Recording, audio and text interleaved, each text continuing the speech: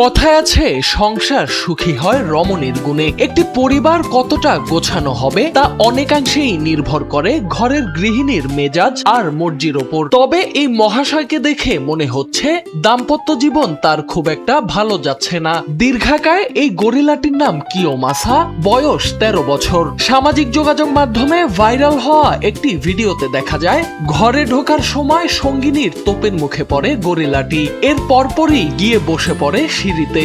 আর সেই বসার ভঙ্গিটাই এখন ঝড় তুলেছে নেট দুনিয়ায়। গালে হাত দিয়ে চুপচাপ সিঁড়িতে বসে কি যেন একটা ভাবছে কিয়োমাসা। চোখে মুখে রাজ্যের চিন্তা।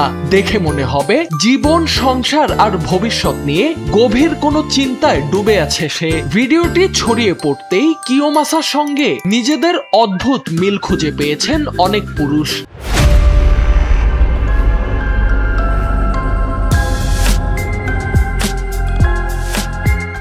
কেউ মন্তব্য করছেন ভাইয়ের কষ্ট আমি বুঝি, আবার কেউ বলছেন এখনই ফুল আর চকলেট নিয়ে ক্ষমা চেয়ে ফেলো, সবকিছু ঠিক হয়ে যাবে। সত্যি কিয়োমাসা কি ভাবছিল তা হয়তো জানা যাবে না কখনোই, তবে তার এই চিন্তামগ্ন মুখভঙ্গি লাখো মানুষের মুখে হাসি ফুটিয়েছে, সে বিষয়ে কারোই কোনো সন্দেহ নেই।